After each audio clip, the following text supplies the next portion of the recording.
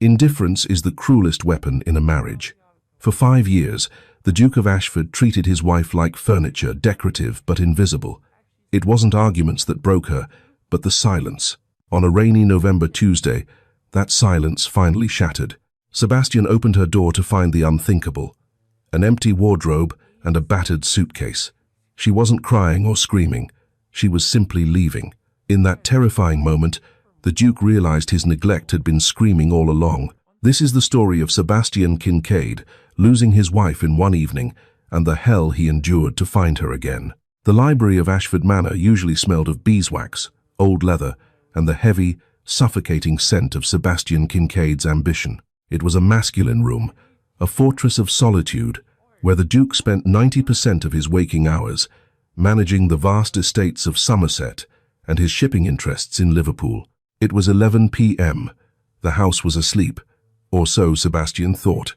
He rubbed his temples, the ink on the ledger before him blurring slightly. A headache had been gnawing at the base of his skull all evening. He needed tea. Usually, he would ring for his valet, Arthur, but the servants had been dismissed for the night. Irritated, Sebastian pushed back his heavy oak chair, the screech of wood against the floor echoing like a gunshot, and walked out into the corridor. He intended to go to the kitchens. Instead, he stopped. A beam of light was spilling from under the door of the Duchess's chambers. Sebastian frowned. Lydia was usually asleep by 9. She was a creature of rigid, quiet habits he knew nothing about, frankly, other than the fact that she was never in his way. They had been married for 5 years. In that time, they had shared a bed perhaps 30 times, mostly in the first year, driven by the duty of an heir that had not yet arrived. For the last 3 years, they lived like polite strangers boarding in the same hotel. He hesitated, his hand hovering over the brass knob. He shouldn't go in. It would be awkward. But a strange impulse, a prickle on the back of his neck, made him turn the handle. The door swung open noiselessly.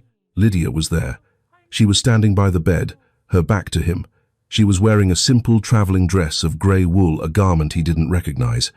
It looked cheap, rough. On the bed sat a single, battered leather suitcase. Sebastian stood frozen. The scene didn't compute. Where were the maids? Where were the silk trunks? Why was she dressed for travel in the middle of the night? Lydia? She didn't jump. She didn't spin around with a gasp. She simply folded a white handkerchief with terrifying precision and placed it into the suitcase. "Lydia," he said again, his voice dropping an octave, authoritative and impatient. "What are you doing?" She finally turned. Sebastian was struck by how tired she looked.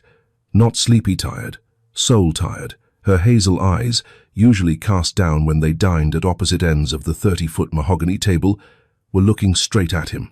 They were dry. "I am packing, Sebastian," she said. Her voice was soft, but it lacked the waver of submission he was used to. "I can see that," he snapped, stepping into the room. "Why? Is your mother ill? Has there been a telegram? You should have sent Arthur to wake me." "My mother is fine." She turned back to the suitcase, latching the right side. Click. "Then where are you going at this hour?" "Away." "Away?" Sebastian let out a sharp, incredulous laugh. "Don't be cryptic. It doesn't suit you. Are you going to the country estate? The season hasn't ended." "I am not going to the country estate, Sebastian. I am leaving this house. I am leaving the marriage." The silence that followed was heavy, pressing against Sebastian's eardrums. He stared at her, waiting for the punchline. Lydia was the daughter of a viscount with more debts than sense. Sebastian had bought her, essentially clearing her father's gambling markers in exchange for a respectable, well-bred wife who wouldn't cause scandals. She was the definition of compliant. "You're hysterical," he said dismissively, checking his pocket watch. "Go to bed. We will discuss this sudden bout of madness in the morning." He turned to leave. He actually turned his back on her. That was his mistake. "I signed the annulment papers," she said. Sebastian stopped. He turned back slowly. "You did what?" "I visited your solicitor, Mr. Henderson, 3 days ago. I told him I wanted to petition for a separation based on abandonment. He laughed at me, of course, but I left the signed documents on his desk, and I left my rings on your vanity." Sebastian looked at her left hand. It was bare. The heavy sapphire that had belonged to his grandmother was gone. "Abandonment?" Sebastian's face flushed with anger. "I provide you with everything. You live in a palace. You wear silk. You eat off silver. I eat alone. Lydia's voice finally cracked, the volume rising for the first time. I eat alone, Sebastian. I sleep alone. I walk in the gardens alone. When I miscarried our child 2 years ago, I bled alone in this room because you were in Liverpool inspecting a warehouse. Sebastian flinched. The memory was a blur to him. He remembered a telegram, something about indisposed, but he hadn't realized, or perhaps he hadn't wanted to realize. That was unfortunate, he stammered, his composure slipping. But I returned as soon as I could. You returned 3 weeks later, she whispered. And you asked me if the dinner menu could be changed. She picked up the suitcase. It looked heavy, but she didn't ask for help. Put that down, he commanded. The Duke was back. You are the Duchess of Ashford. You do not walk out of the front door with a suitcase like a common housemaid. Think of the scandal. Think of my reputation. Lydia looked at him, and a small, sad smile touched her lips. It was a smile of pity. I have thought about your reputation for 5 years, Sebastian. Tonight, I am thinking about my life. She walked past him. He reached out and grabbed her arm. His grip was tight. I forbid it. Lydia looked down at his hand on her sleeve, then up at his eyes. You can forbid the servants. You can forbid your tenants. But you cannot forbid a woman who has nothing left to lose. She pulled her arm away. It wasn't a violent yank. She just slipped out of his grasp like water. She walked out into the corridor. Sebastian stood in the center of the bedroom, surrounded by the scent of lavender and the ghost of a woman he suddenly realized he didn't know at all. He heard the front door open. He heard the rain. And then he heard the door close. Sebastian didn't sleep. He sat in the library, a glass of brandy in his hand, watching the amber liquid catch the firelight. He waited. He was waiting for the sound of the door opening. She would come back. Of course she would. It was raining, for God's sake. She had no money. He controlled her allowance strictly. She had no connections that weren't his connections. She would walk to the end of the lane, get soaked, realize the futility of her tantrum, and return. He would be gracious. He would perhaps suggest a holiday to the coast. He would be the benevolent husband forgiving a moment of female hysteria. But the grandfather clock chimed 1, then 2, then 4. At 6 a.m., the house began to wake.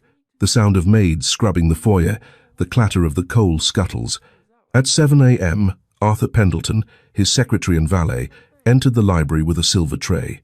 Arthur was a thin, sharp-featured man who prided himself on efficiency and disliked Lydia for her quietness, which he mistook for stupidity. Your Grace?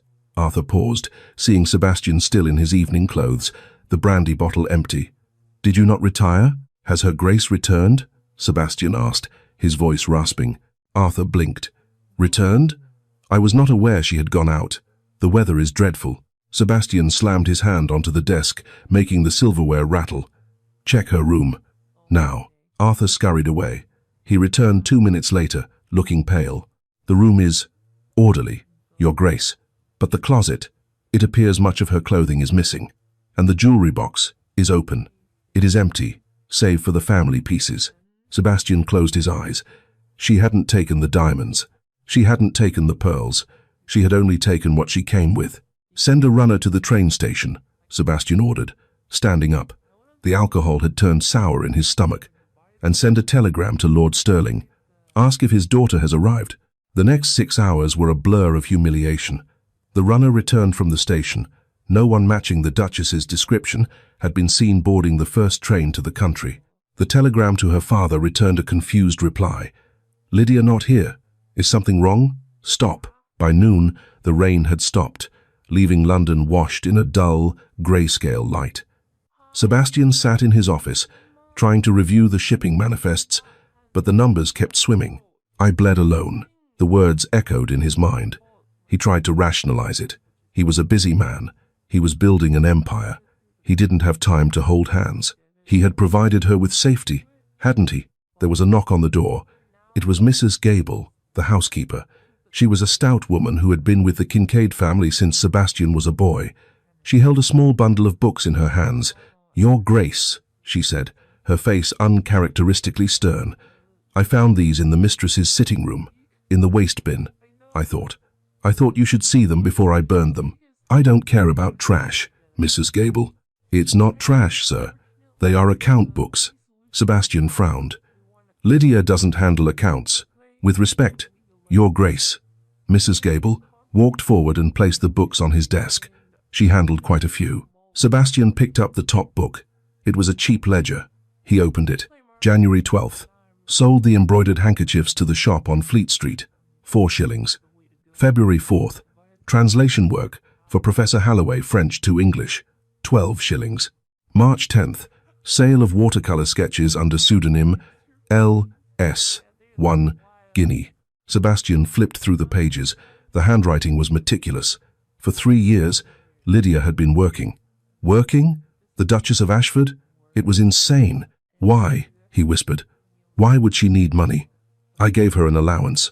Mrs. Gable cleared her throat. The allowance went to the charities, sir. The orphanage in the East End. The shelter for battered women. You cut the estate donations to those causes 3 years ago. You said they were a bad investment. Her Grace. She made up the difference. Sebastian felt the air leave his lungs. He remembered that argument. He had called the charities money pits. He hadn't noticed that the donations continued in his name. She has been selling embroidery and doing translations to fund my charities. To fund her charities, sir. And, Mrs. Gable hesitated, to save. Save for what? Mrs. Gable looked at the empty brandy glass. For a train ticket, I suppose. Sebastian stared at the ledger. The total saved at the bottom of the last page was exactly £12 and 10 shillings, enough for a passage to America, or a small cottage rental for 6 months. She hadn't left on a whim. She hadn't left in a fit of hysteria. She had been planning this for years. While he sat in this library ignoring her, she had been upstairs, stitching until her fingers bled, translating texts by candlelight, slowly, agonizingly buying her freedom 1 shilling at a time. Get the carriage, Sebastian said. His voice was terrifyingly calm. Where are we going, Your Grace? We aren't going anywhere. I am going to find my wife. But, sir, the scandal. Damn the scandal, Sebastian roared, sweeping the ledger off the desk. She thinks she can survive without me? She thinks she can disappear? She is a Kincaid. She is mine. And I am going to bring her back, even if I have to drag her. But as he stormed out of the library, the hollow ache in his chest told him something different. He wasn't chasing her because she was his possession. He was chasing her because, for the first time in 5 years, she was the only thing in the world that felt real. And she was already 12 hours ahead of him. The carriage rattled over the cobblestones of Fleet Street, the noise deafening inside the velvet-lined cabin. Sebastian clutched the cheap ledger in his hand as if it were a holy relic. His first stop was a small, dusty shop with a peeling sign. Higgins and Sons, haberdashery and fine linens. Sebastian burst through the door, the bell jingling violently. The shop smelled of starch and damp wool. Behind the counter stood a woman who looked like she was carved from granite missus. Higgins, presumably. We're closed, she barked, not looking up from her knitting. I am the Duke of Ashford, Sebastian announced, expecting the usual bowing and scraping. Mrs. Higgins looked up. She squinted at him, unimpressed. And I'm the Queen of Sheba. We're closed. Sebastian slammed the ledger onto the counter, opening it to the page marking the sales of handkerchiefs. The woman who sold you these. A lady. Hazel eyes. Quiet. Where is she? Mrs. Higgins glanced at the ledger, then at Sebastian's frantic eyes. Her expression softened, but not with kindness, with recognition. Oh, you mean Mrs. Hart? Mrs. Hart? Sebastian frowned. Her name is Lydia. She is the Duchess of Ashford. She told us her name was Lydia Hart, Mrs. Higgins said, crossing her arms. Said her husband was dead. The words felt like a physical blow. Dead. To her, he wasn't just absent. He was a corpse she had already buried. She is not a widow. Sebastian grit his teeth. She is my wife. When did you last see her? 2 days ago. She brought in her last batch. Beautiful work. Best needlewoman I've ever seen. Better than the girls with good eyes. She stitched like she was running out of time. Mrs. Higgins leaned forward. She looked happy, for the first time. Said she finally had enough for the passage. What passage? Didn't say. But she met a gentleman here once or twice. A scholar type. Wears glasses thick as bottle bottoms. Sebastian's blood ran cold. A gentleman. Who? He demanded, his voice shaking. Professor Finch. Tobias Finch. Teaches at the university. He's the one who bought her translations. Sebastian didn't wait. He threw a gold sovereign onto the counter, enough to buy the entire shop, and stormed out. The ride to the university district was a blur of jealousy. He had assumed Lydia was leaving because she was sad. He had assumed she was leaving to be alone. But the thought that she might be running to someone that another man had seen the value in her, that Sebastian had ignored, lit a fire in his gut that burned hotter than the brandy. He found Tobias Finch's office in the basement of the literature building. It was a cramped space overflowing with books. Finch was there, a man of perhaps 30, with ink-stained fingers and a messy tie. He looked nothing like a duke. He looked like a mess. Sebastian didn't knock. He kicked the door open. "Where is she?" Finch jumped, dropping a stack of papers. He adjusted his glasses, looking at the imposing figure of the Duke filling his doorway. "Your Grace," Finch said calmly. He didn't look surprised. "I wondered if you would come. You know who I am? Lydia described you. She said you were a man who took up a lot of space but offered very little warmth." Sebastian crossed the room in 2 strides and grabbed Finch by the lapels of his tweed jacket, slamming him against the bookshelf. "If you have touched her—" "I haven't," Finch choked out, raising his hands. "Though I would have loved her properly, if she had let me. But she didn't want a lover, Your Grace. She wanted a job." Sebastian released him, stepping back, breathing heavily. "She worked for you. She translated old French texts that the department heads couldn't decipher," Finch said, straightening his jacket. "She is brilliant. Did you know that? She speaks 4 languages. She has a mind like a steel trap. We used to spend hours discussing philosophy, history.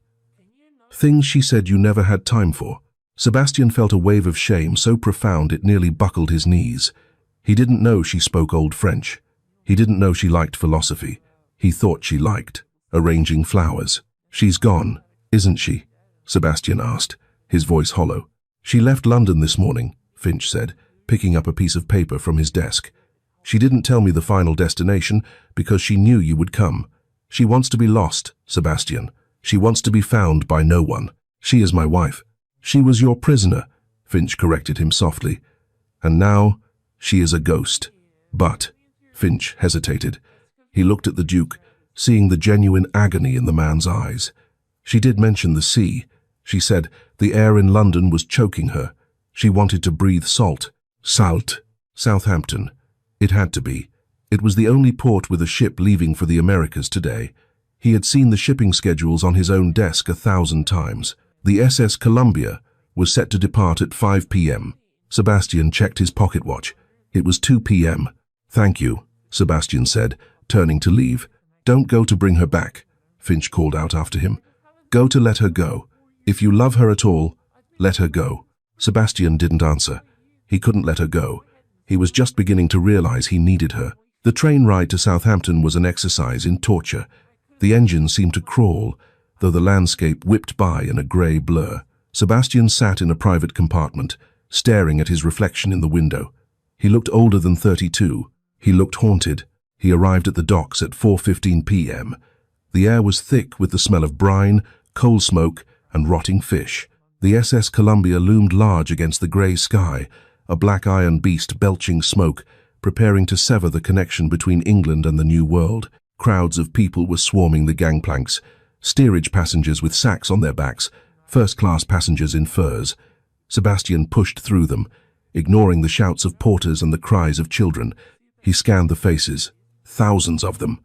It was a needle in a haystack. Then he saw the suitcase. It was the battered leather case from the bedroom. It was sitting on a trolley near the second-class boarding ramp, and standing next to it, clutching a ticket, was Lydia. She wore the same grey coat. She had a hat pulled low over her eyes. She looked small against the backdrop of the massive ship, but she stood with a posture he had never seen in the manor spine, straight, chin up. "Lydia!" His voice was swallowed by the ship's horn. He ran. He vaulted over a pile of luggage, shoving a sailor aside. "Lydia!" She heard him this time. She turned. For a moment, he thought she would run. He saw her knuckles turn white on the handle of her suitcase, but she didn't run. She stood her ground and waited for him to reach her. He skidded to a halt 3 feet away from her, chest heaving, rain beginning to drizzle onto his coat. "You found me," she said. Her voice was flat. No fear, no joy, just acceptance. You're not going, Sebastian gasped, reaching for her hand. She pulled it back. I am. The ship leaves in 30 minutes. I won't let you. How will you stop me, Sebastian? Will you have the captain arrest me? On what grounds? I haven't stolen anything. I bought this ticket with my own money. I am a free woman. You are my wife, he roared, attracting the attention of a nearby family. You are the Duchess of Ashford. You belong at the manor. With me. I belonged there for 5 years, Lydia said, stepping closer to him, her voice low and furious. And I rotted there. You want me back? Why? Because I embarrassed you? Because your valet can't find your socks? Because I miss you. The words ripped out of his throat, raw and unpolished. Lydia blinked. The admission seemed to stun her more than his anger. She looked at him, really looked at him, searching his face. You miss me? She whispered. Sebastian, we had dinner together 4 nights ago. Do you know what I was wearing? He opened his mouth, then closed it. He didn't know. Do you know what book I was reading? Silence. Do you know that I have been seeing a doctor for 6 months because of a heart murmur brought on by stress? Do you know that Arthur, your precious valet, sneers at me when you aren't looking? Sebastian stared at her in horror. A heart murmur. You don't miss me, Lydia said, her eyes filling with tears that she refused to let fall. You miss the idea of having a wife. You miss the symmetry of your life. But I am not a prop, Sebastian. I am a person, and I am dying in that house. I will change, Sebastian pleaded. He fell to his knees. Right there on the dirty dock, in the rain, the Duke of Ashford fell to his knees. I swear it. I will fire Arthur. We will travel. I will listen to you. I will learn French. I will do whatever you want. Just don't get on that boat. The crowd had gone silent around them. Everyone was watching the wealthy man begging the woman in the grey coat. Lydia looked down at him. Her expression was tortured. She loved him. That was the tragedy of it. She had loved him since the day they met, and he had crushed that love with neglect until it was a fine powder. I can't believe you, she said softly. You say this now because you are losing. But in a month, in a year, you will go back to your study. You will go back to Liverpool, and I will go back to being a ghost. Test me, he urged, gripping the hem of her coat. Give me 1 month. If I fail, you can leave. I will buy you the ticket myself. I will give you half my fortune. Just give me 1 month to prove I can be the husband you deserve. The ship's final whistle blew. It was a deafening, mournful sound. Last call for boarding, a sailor shouted. Lydia looked at the ship. It was freedom. It was a job in a library in New York that Tobias had arranged for her. It was a life where she answered to no one. Then she looked at Sebastian. He was soaked, muddy, and looking at her with a desperation she had never seen in a human being. She took a breath, a long, shaky breath. 1 month, she said. Sebastian slumped, relief washing over him like a physical weight. 1 month, but not at the manor, she added sharply. He looked up. What? I am not going back to Ashford Manor. Not yet. If you want to win me back, Sebastian, you have to do it on my terms. We go to the cottage. The cottage? Sebastian was confused. The gamekeeper's cottage? It's a ruin. No, Lydia said, picking up her suitcase. My father's old hunting lodge in the Highlands. It has no servants. It has no electricity. It has no library for you to hide in. Just you and me and the silence. She looked him dead in the eye. Can you survive the silence with me, Sebastian? Because that is where you left me for 5 years. Sebastian stood up. He brushed the mud from his knees. He looked at the luxury liner departing, then at his wife. Lead the way, he said. The journey to the Highlands was a lesson in descending comfort. The private train car gave way to a public carriage, which gave way to a hired cart that smelled of wet dog and peat. By the time they reached the hunting lodge, a stone structure named Crow's Hollow perched precariously on a ridge overlooking a grey loch. Sebastian Kincaid, the Duke of Ashford, was mud-spattered, stiff and starving. He stepped out of the cart and looked at the building. It wasn't a lodge in the way his friends used the word. It wasn't a sprawling estate with gamekeepers and heated floors. It was a stone box with a slate roof that looked like it hadn't been thatched in 20 years. It's rustic, Sebastian muttered, trying to keep the disdain out of his voice. It's sturdy, Lydia replied, hopping down from the cart with a lightness he hadn't seen in London.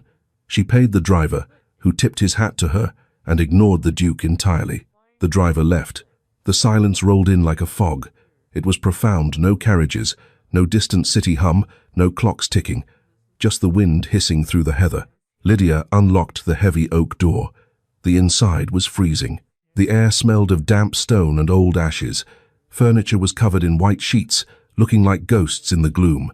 "There is no staff," Sebastian said, stating the obvious, his voice too loud in the empty room. "Who will light the fires?" Lydia set her suitcase down and pulled the sheet off a worn armchair. "You will." Sebastian blinked. "I? Unless you want to freeze. The woodpile is round the back. The axe is in the shed. I'll start unpacking the pantry." She walked into the kitchen without looking back. Sebastian stood there for a moment, a surge of irritation rising in his chest. He was a man who negotiated trade deals with nations. He managed 1,000 tenants, and she expected him to chop wood like a peasant? He marched out the back door. He found the axe. He found the wood.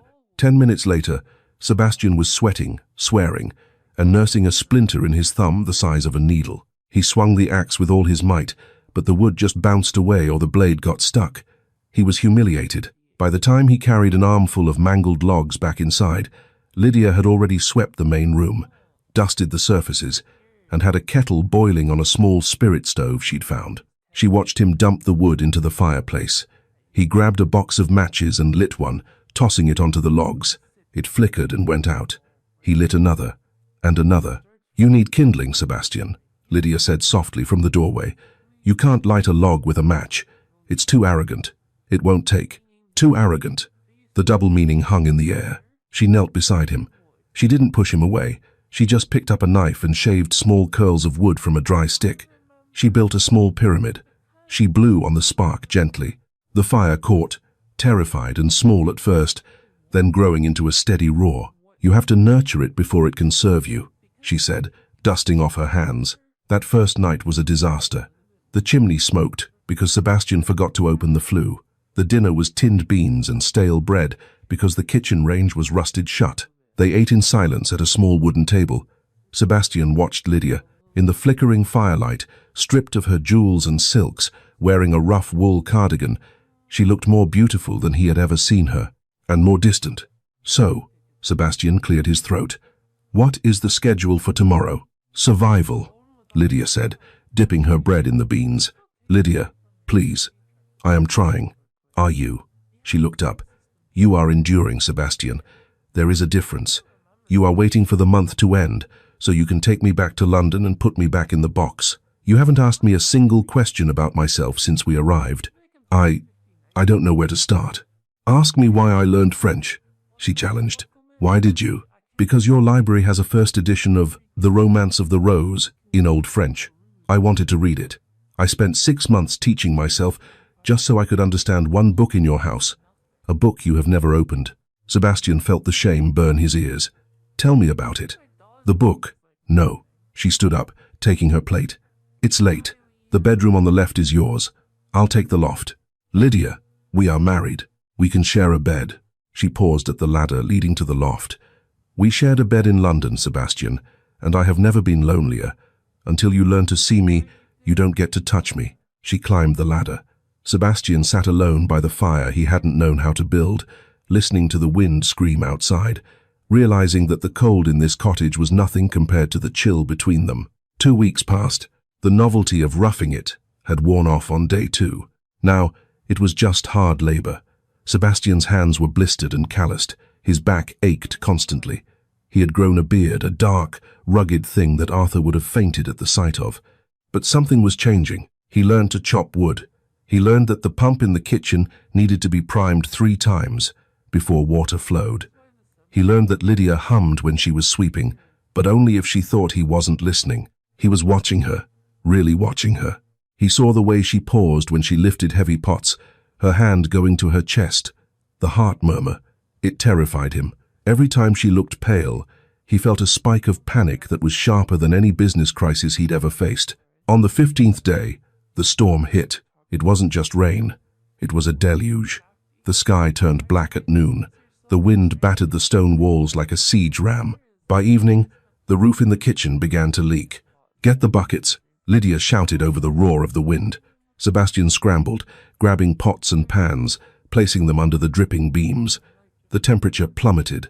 The draft was extinguishing the fire. "We're losing the heat," Sebastian yelled. "I need more wood. It's too wet outside.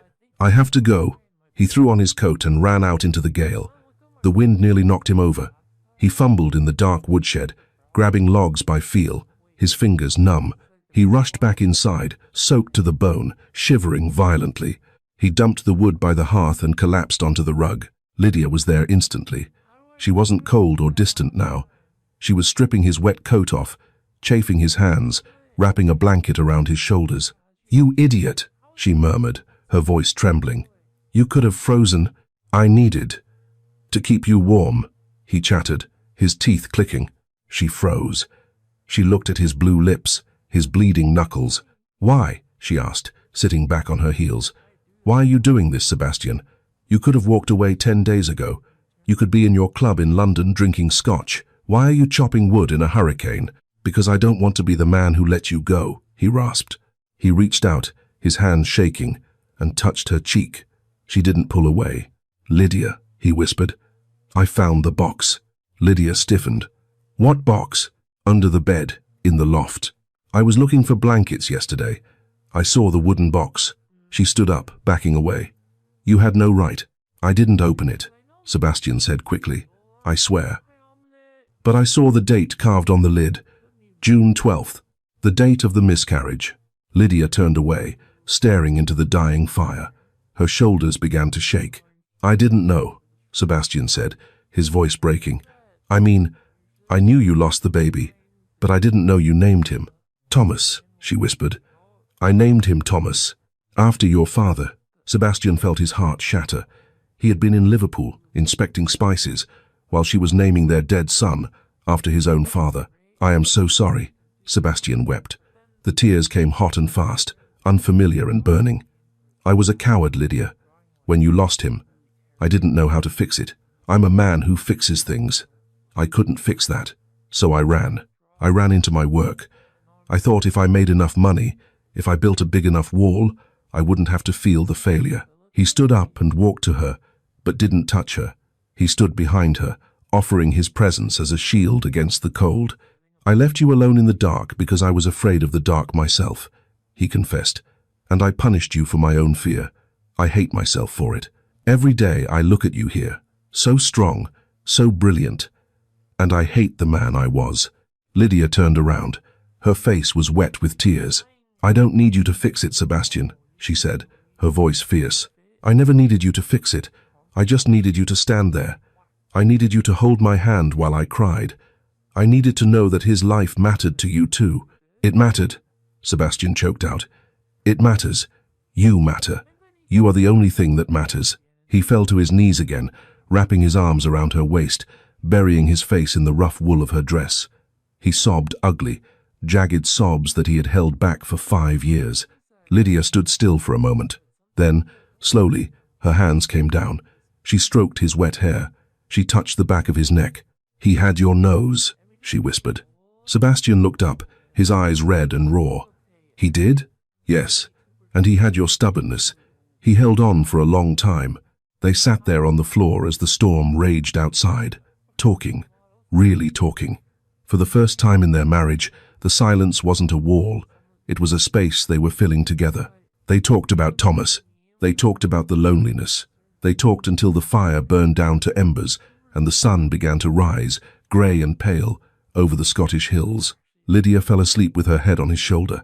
Sebastian stayed awake, watching the rise and fall of her chest, terrified that if he closed his eyes, she would vanish. But when the morning came, she was still there, and for the first time, she didn't look like she was packing. However, the peace was fragile, because just as the storm cleared, a horseman appeared on the ridge.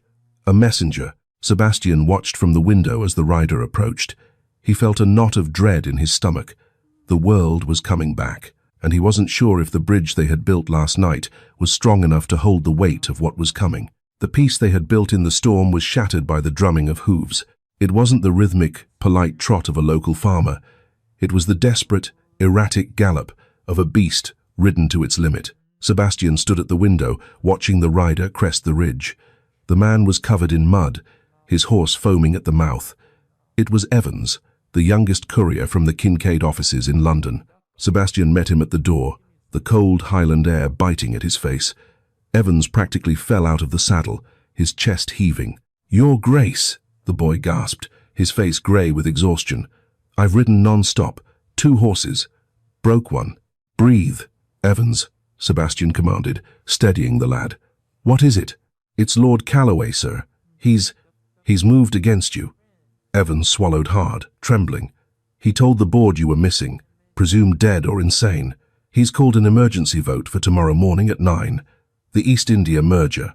If you aren't there to cast your proxy," he takes the chair, "you lose the shipping lines. You lose the Liverpool estate. He's gutting the company, sir." Sebastian felt the blood drain from his face. The Kincaid shipping line wasn't just a business. It was the only thing he had successfully loved for 10 years. It was the fortress he had built to protect himself from the world. He felt a presence behind him. Lydia was standing there, wiping flour from her hands onto her apron. She had heard. Her face, which had been open and soft only moments ago, slammed shut. The mask of the Duchess returned instantly. "The train," Lydia said, her voice devoid of emotion. "The express from Inverness leaves in 3 hours. If you ride now, you can make the connection." Evans nodded frantically. "We have fresh horses in the village, Your Grace, but we must leave now."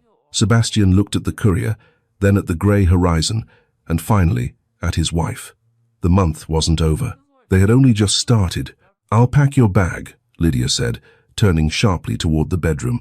"Lydia," Sebastian started. "Don't," she cut him off, walking away.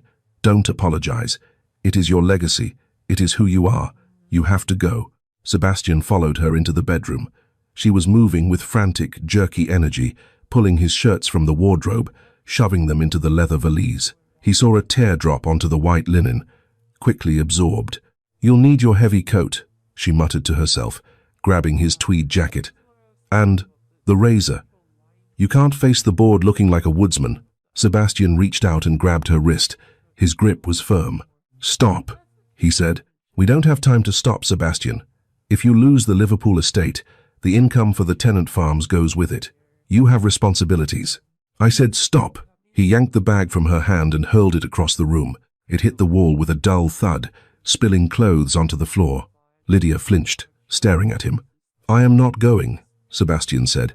His voice was terrifyingly calm. "What?" Lydia breathed. "I am not going back to London. Let Calloway have it. Let him have the ships. Let him have the spices. Let him burn it all to the ground. You're mad," Lydia whispered, backing away. "That is millions of pounds. That is your grandfather's name." "My family is in this room," Sebastian said, stepping closer to her. "I told you, Lydia. I asked for a month. I promised you I would change. If I leave now, I am proving that the business matters more than you. I am proving that I am the same man who left you bleeding alone in a bedroom while I inspected warehouses." "But you aren't that man anymore," Lydia cried. "I will be if I walk out that door," Sebastian roared, the emotion ripping out of him. "I would rather be a pauper with you than a king without you. I am staying. I am chopping wood. I am fixing the roof. And I am loving my wife." He turned his back on her, walking toward the window to signal Evans to leave. "No!" The scream tore from Lydia's throat. She ran across the room and grabbed his arm, spinning him around. Her eyes were blazing with a fire that eclipsed the storm they had just survived. "You are not staying," she hissed, shaking him. "And you are not letting that vulture Calloway take what belongs to you. Do you think I want a martyr? Do you think I want a husband who resents me in 10 years because he gave up his life for a romantic gesture? I won't resent you. You will. Men always do. And I won't have it." Lydia straightened her spine, looking every inch the aristocrat she was born to be.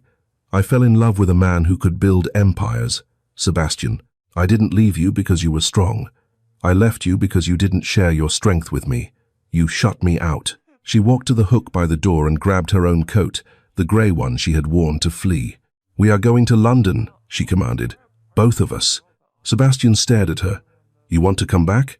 "I am coming back to fight," she said, buttoning the coat with steady fingers. "You will walk into that boardroom and you will stare Calloway down. You will remind them who the Duke of Ashford is, and I will be standing right next to you. I will hold the ledger. I will take the notes. We will save your company, Sebastian. Together. Sebastian looked at her, this fierce, intelligent, terrifying woman. He realized in that moment that he had underestimated her for 5 years. He hadn't just found a wife, he had found a partner for war. And afterwards? Sebastian asked, a slow smile spreading across his face. Afterwards, Lydia said softly, "We are going to the cemetery. We are going to visit Thomas. We are going to introduce you to your son properly. And then, we will finish our month." Sebastian grabbed her hand and kissed the knuckles, hard. "Evans!" he shouted out the door. "Get the horses." The journey was a blur of adrenaline.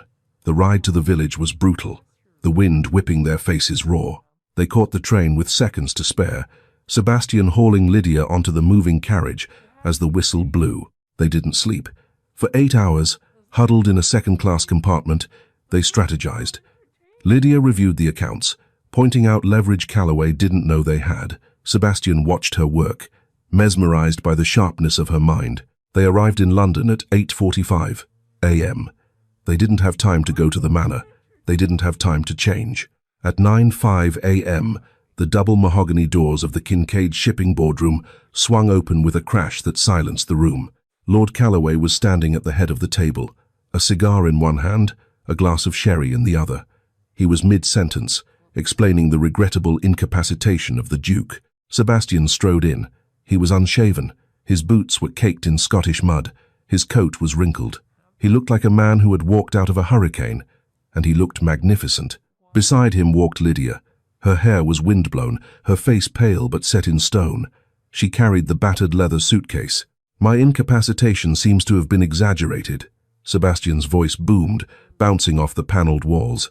Calloway dropped his cigar. "Your Grace, we didn't expect."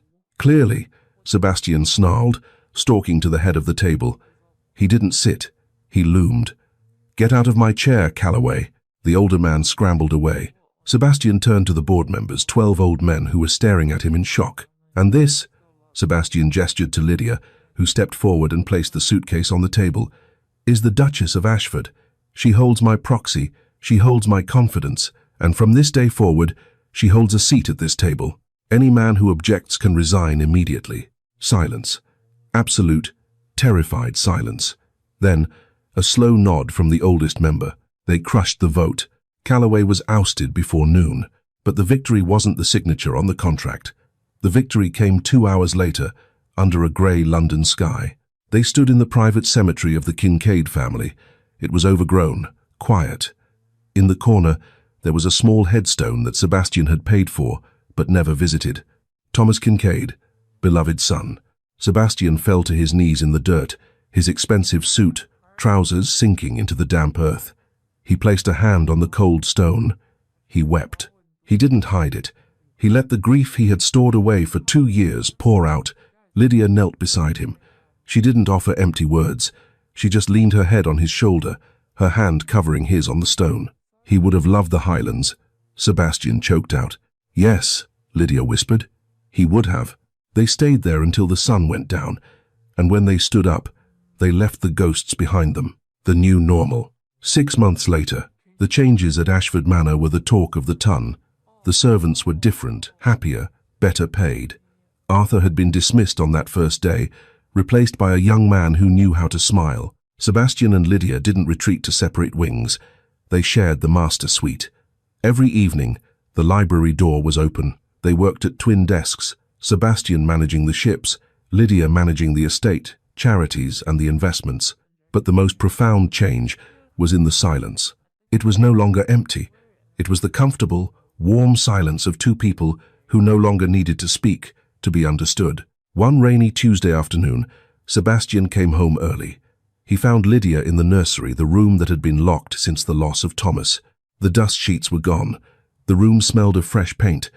The walls were a soft, buttery yellow. Lydia was standing by the window, her hand resting on her stomach. Sebastian stopped in the doorway. His heart hammered against his ribs. "Lydia?" She turned. She was glowing.